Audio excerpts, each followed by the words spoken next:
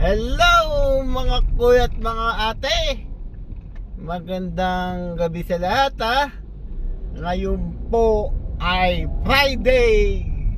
Is Friday March 20, 2026 oh. Talagang tumaas talaga yung gasolina. Talaga naman.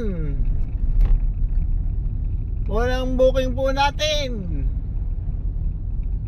Hindi tayo nakakuha sa Liano Caloocan. Dito tayo nakakuha sa North EDSA papuntang Cubao. Yung unang booking natin. Yung pangalawang booking naman po natin,